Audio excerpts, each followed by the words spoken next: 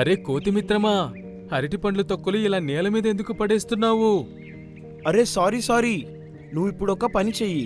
అడవిలో ఏదైనా ఒక మంచి డస్ట్బిన్ చూసి ఈ తొక్కలన్నీ అందులో పడేయి, సరేనా? దయ కలిగిన మాయావి జింక మరియు సోమరిపోతు జంతువులు. ఒకరోజు ఉదయం చోటు జింక ఒక కొత్త అడవి వైపుకు వెళుతుంది. ఆ అడవి పేరు బ్లూ హెవెన్. బ్లూ హెవెన్ పేరులోనే తెలుస్తోంది ఇక్కడ చాలా ప్రశాంతంగా ఇంకా అందంగా ఉంటుందని. ఈ అడవి పేరు విన్నప్పటి నుండి నాకిక్కడికి రావాలనే కోరిక చాలా చాలా పెరిగింది.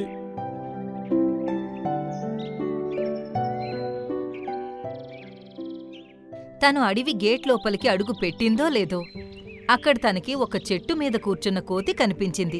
ఆ కోతి అరటి పండ్లు తిని తొక్కల్ని నేల మీద వేస్తుంది. అరే కోతి మిత్రమా, అరటి పండ్ల తొక్కలు ఇలా నేల మీద ఎందుకు పడేస్తున్నావు? అరే సారీ, నువ్వు ఇప్పుడు ఒక పని చెయ్యి. అడవిలో ఏదైనా ఒక మంచి డస్ట్బిన్ చూసి ఈ తొక్కలన్నీ అందులో పడేయి, సరేనా? అడవిలో డస్ట్బిన్ ఉండదని నాకు తెలుసు, కానీ మీరు చెత్త వేయడానికి ఏదో ఒక ప్లేసు పెట్టుకోవచ్చు కదా, ఏమంటావు? ఉచిత సలహాలు ఇవ్వకు, వెళ్ళు, నీ పని చూసుకో. తన మాట విని జింక కామ్గా ముందుకు వెళ్ళింది. అక్కడ తనకి ఇంకో దృశ్యం కనిపించింది. ఒక కుందేలు చనిపోయింది. తన చుట్టూ చాలా ఈగలు తిరుగుతూ ఉన్నాయి. ఒక నక్క దాన్ని తింటూ ఉంది. అద్భుతంగా ఉంది. ఇక నా కడుపు నిండిపోతుంది. ఒక పని చేస్తా, మిగిలింది రేపొచ్చి తింటాను. అలా అనుకుంటూ నక్క అక్కడి నుండి వెళ్ళిపోయింది. ఓరి దేవుడా, బ్లూ హెవెన్ ఏంటి ఇలా ఉంది? జింక అడవిలో ముందుకు వెళుతూ ఉండగా అడవి నిజస్వరూపమంతా తన ముందుకి వస్తూ ఉంది. ఎక్కడ చూసినా చెత్తా చెదారం, ముక్కులు మూసుకుపోయే దుర్వాసన. తను మనసులో ఎన్నో ప్రశ్నలతో అక్కడికి రాజైన షేర్ఖాన్ దగ్గరకు వెళ్ళింది. ఓహో, అవును, నాకు బాగా తెలుసు. కొన్ని జంతువుల్ని బంధించాను, కానీ అవి రోజుకు 4 సార్లు ఆహారం అడిగేవి. వాళ్ళని అడవి నుంచి బయటికి పంపిస్తే పక్క అడవిలో చెత్త వేయటం మొదలుపెట్టారు. అప్పుడే అక్కడ రాజు వాళ్లను తిరిగి ఇక్కడికి పంపాడు. వీళ్ల బాధ తట్టుకోలేక నా భార్య కూడా నన్ను వదిలి వెళ్ళిపోయింది. నేను కూడా వీళ్లను చూసి చూసి విసిగిపోయాను. అలా అయితే నేను వీళ్ళని మార్చాకి ఇక్కడి నుండి వెళ్తాను. అలా అని తను కామ్గా అక్కడి నుండి వెళ్ళిపోయింది. అక్కడే అడవిలో ఒక గుహ లోపల ఉండడం మొదలుపెట్టింది. మరుసటి రోజు జింక తన ఇంటి నుండి బయటకు రాగానే తనకి ఎదురుగా ఒక జీబ్రా పరిగెత్తుతూ కనిపించింది. అందరూ పక్కకు తప్పుకోండి, నేను తుఫాన్లా చాలా వేగంగా వస్తున్నాను. జీబ్రా వేగంగా పరిగెత్తుకుంటూ వస్తూ ఉండగా అప్పుడే తన కాళ్ళు అరటి తొక్కల మీద పడ్డాయి. తను జారుకుంటూ వెళ్లి ఒక పెద్ద రాయికి గుద్దుకుంది. అరే అరే, చూడండి ఏం జరిగిందో. జంతువులన్నీ తన దగ్గరకు చేరుకున్నాయి. చూసావా కోతి, ఒకవేళ నిన్న తొక్కలు దారిలో పడేయకుండా ఉండుంటే ఈరోజు జీబ్రాకి దెబ్బలు తగిలేవి కాదు. ఎవరైనా నాకు చికిత్స చేయండి, నాకు చాలా నొప్పిగా ఉంది. నాకు ఇందులో ఎక్కడా నీ తప్పు కనిపించట్లేదు, అందుకే నేను నీకు చికిత్స చేస్తాను, సరేనా? అలా అని జింక తన చేతిని జీబ్రా నడుము మీద వేసింది. తన మ్యాజిక్తో జీబ్రా నడుము నొప్పిని మాయం చేసింది. అరే వా, నొప్పి దెబ్బకు మాయమైపోయింది.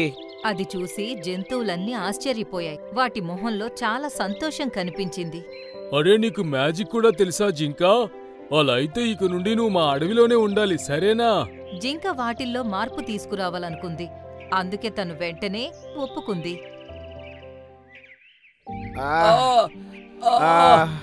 భగవంతుడా!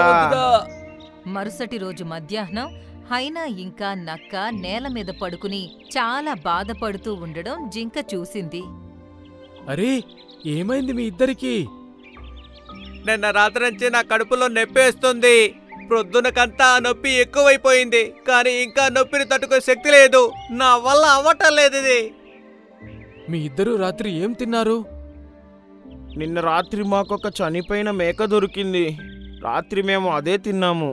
మిగిలింది ఈరోజు ఉదయం తిన్నాము, మళ్ళీ మధ్యాహ్నం కూడా తిన్నాము. అయ్య బాబోయ్, ముందుగానే కుళ్ళిపోయిన మేకని మీరు 3 పూట్ల ఇంకా కుళ్ళపెట్టి తిన్నారని నాకు చెప్తున్నారా? అందుకే మీ ఇద్దరికీ స్టమక్ ఇన్ఫెక్షన్ అయ్యింది. బద్ధకం పక్కన పెట్టి పూట పూట ఆహారం సంపాదించుకుంటే అప్పుడు ఈ పరిస్థితి వచ్చేది కాదు. అయ్యో, ఇప్పుడు ఏం చేయాలో చెప్పవా? మీ అడవిలో డాక్టర్ ఎవరూ లేరా?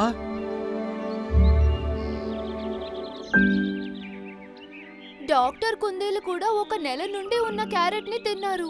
అప్పటి నుండి ఆయన ఆరోగ్యం కూడా బాగోలేదు. ఓరి దేవుడా, ఇక్కడ డాక్టర్ కూడా ఇంత సోమరిపోతా. ఒక పని చేయండి, నేనొక మూలిక పేరు చెబుతాను. మీలో ఎవరైనా నల్లకొండపైకి వెళ్ళి అది తీసుకురండి. అరే జింకా, నీకు మ్యాజిక్ వచ్చు కదూ, మరి నువ్వు వీళ్ళకి నయం చేయొచ్చు కదా. మమ్మల్ని నల్లకొండపైకి వెళ్ళమని ఎందుకు చెప్తున్నావు? ఆ రెండింటి మాట విని జింక వాటి కడుపు మీద చెయ్యి పెట్టి కళ్ళు మూసుకుని మ్యాజిక్ చేసింది. వాటికి వెంటనే నయమైపోయింది. కాని అదే సమయంలో జింక కడుపు నీలం రంగులోకి మారుతూ కనిపించింది. అరే, మాకు తగ్గిపోయింది. సరే, ఇక నేను వెళ్తాను. ఇక ముందు జాగ్రత్తగా ఉండండి. అలా అంటూ జింక తిరిగి తన గుహలోకి వెళ్ళిపోయింది. కాని మరుసటి రోజు ఉదయం ఏదైతే జరిగిందో అది ఎవ్వరూ ఊహించి ఉండరు.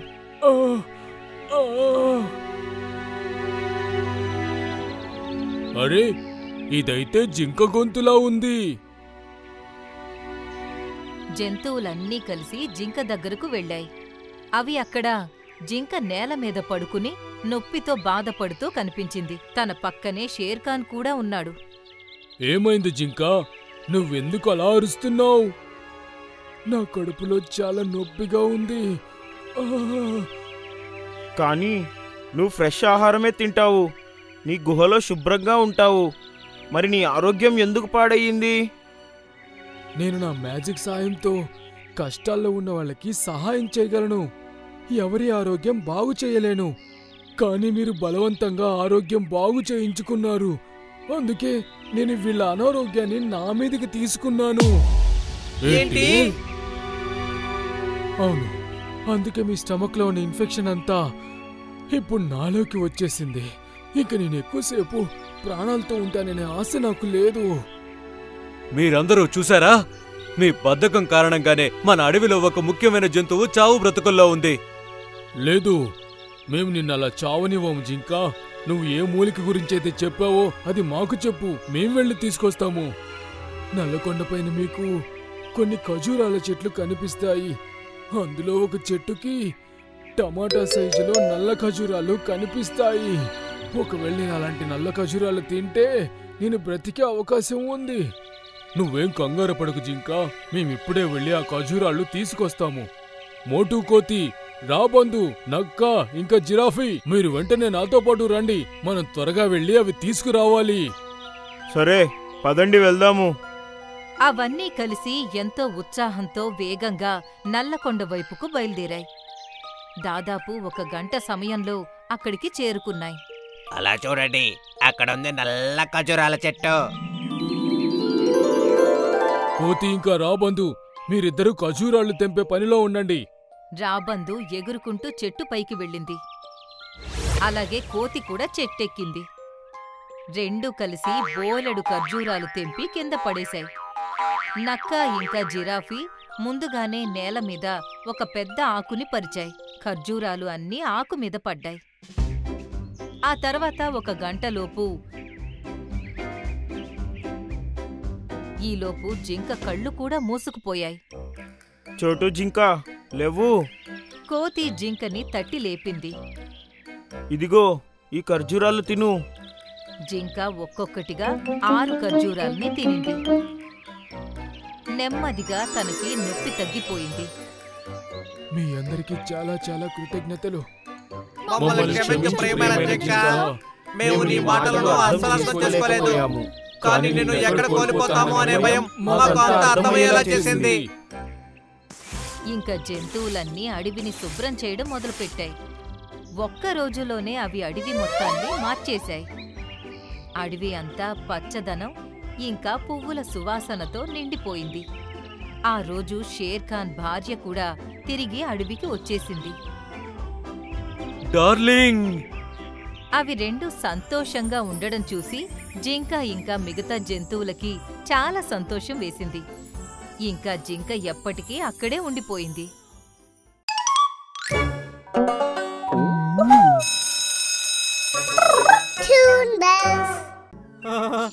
అయ్యో దేవుడా, తన పేరుతో పోలిస్తే తన సైజ్ మరీ పెద్దదిగా ఉంది స్నేహితులారా. నువ్వు నన్ను చంపడానికి వచ్చావు కదా, ఉండు, ఇప్పుడే నిన్ను ఆహారంగా మారుస్తాను. ఒకరోజు ఉదయం సోను పావురం గొంతు విని జంతువులన్నింటికీ మెలకు వచ్చింది. అడవిలో ఉన్న వాళ్ళందరూ జాగ్రత్తగా వినండి. గోల్డీ పులి యొక్క తమ్ముడు పిడ్డీ పులి మన అడవి పొలిమేర దాటి ఇక్కడికి వస్తున్నాడు. అందరూ తన నుండి జాగ్రత్తగా ఉండండి. ఈ మాట విని డంకీ గాడిద చెవులు తెరుచుకున్నాయి. తను ఆలోచించింది. పెద్ద పులి, ఈ పేరును బట్టి అది ఒక చిన్న పులిలా అనిపిస్తుంది. షేర్ఖాన్ అడవిలో లేరు. అలాంటప్పుడు నేనే తనను చంపేసి అడవిలో ఉన్న జంతువుల దృష్టిలో నేనే హీరోనైపోతా. అలా ఆలోచిస్తూ తను వేగంగా అడవి పొలిమేర వైపుకి పరుగు తీసింది.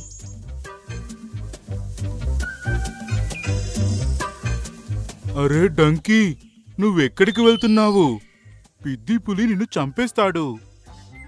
దారిలో ఎన్నో జంతువులు తనని ఆపడానికి చూశాయి, కాని తను ఎవ్వరి మాటలు పట్టించుకోలేదు. అడవి పొలిమేరకు చేరుకుని గట్టిగా అరిచింది.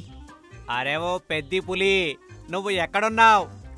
నా అడవిలోకి దూరడానికి నీకు అసలు ఎంత ధైర్యం?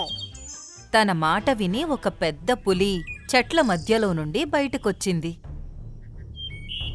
దాన్ని చూసి తన కాళ్లు వణకడం మొదలయ్యాయి.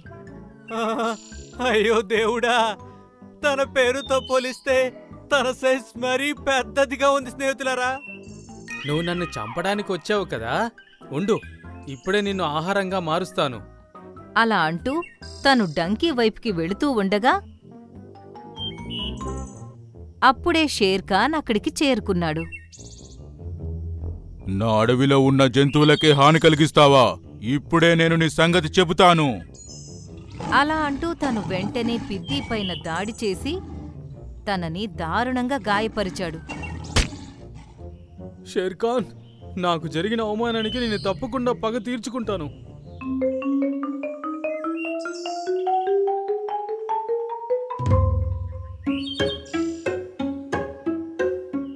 డంకీ, ఇంతకీ నువ్వు ఒక గాడిదవయ్యుండి ఒక పులితో పోటీ పడ్డానికి ఎందుకొచ్చావు? తన పేరు పెద్ది కదా, అందుకే తనేదో చిన్న పులై ఉంటుందనుకున్నాను. కాని చూస్తే అది చాలా పెద్దగా ఉంది. తన మాటలు విని షేర్ఖాన్ గట్టిగా నవ్వడం మొదలుపెట్టాడు. మరుసటి రోజు డంకీ గాడిద నల్లకొండల వైపుకు వెళుతూ ఉండగా అక్కడ తనకి ఒక జీబ్రా కనిపించింది. రండి రండి నా ప్రియమైన వినియోగదారులు, నా మాయావి ఆకుల అద్భుతం చూడండి. ఒక ఆకు తిన్న వెంటనే మీరు 10 నిమిషాలు ఎవరికీ కనపడకుండా మాయమైపోతారు.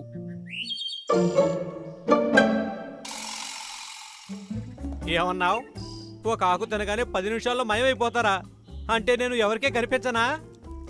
అవును అవును, ఎవరూ చూడలేరు.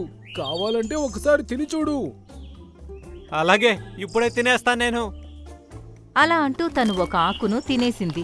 అప్పుడే అక్కడ ఉన్న 2 కుందేళ్లు గట్టిగా అరిచాయి. అరే అరే, ఈ గాడిద ఎక్కడికి భయమైపోయింది? ఇందాక ఇక్కడే ఉన్నాడు కదా. అరే, అంటే నిజంగానే నేను వీళ్ళకి కనిపించడం లేదా? అరే డంకీ, వాళ్ళ ఇద్దరికే కాదు, నాకు కూడా నువ్వు కనిపించడం లేదు. ఎక్కడున్నావు నువ్వు? ఈ మాటలు విని డంకీ సంతోషంతో ఎగిరి గంతులు వేసింది. ఇప్పుడు వస్తుంది నాకు అసలు మజా. డంకీ, 10 నిమిషాలు పూర్తి అయ్యాయి. ఇప్పుడు నువ్వు కనిపిస్తున్నావు. అలాగే, నాకు ఇంకో 2 ఆకులివ్వు. తీసుకో, నువ్వు నా మొదటి గ్రాహకుడివి, అందుకే నీకు పూర్తిగా ఉచితం. 2 ఆకులు తీసుకుని డంకీ అక్కడి నుండి వెళ్లిపోయింది. ఇంకోవైపు షేర్ఖాన్ అడవిలో తిరుగుతున్నాడు. అప్పుడే తనకి ఒక గుహ నుండి శబ్దం వినిపించింది. షేర్ఖాన్, నన్ను కాపాడండి, లేదంటే ఈ ఎలుగుబంటి నన్ను తినేస్తుంది. నేను కూడా మీ అడవిలో ఉండే ఒక మేకని. అరే, చూస్తుంటే ఒక మేక ఈ గుహలో ఇరుక్కుపోయినట్లుంది. నేను తనని కాపాడాలి. అలా అంటూ షేర్ఖాన్ గుహ లోపలికి వెళ్లి చూస్తే అక్కడ తనకి గోల్డీ మరియు పిద్ది కనిపించాయి. మీరేంటి ఇక్కడ? ఇందాక మేకలాగా మాట్లాడింది నేనే షేర్ ఖాన్. నిన్ను మా వలలో వేసుకోవడానికి.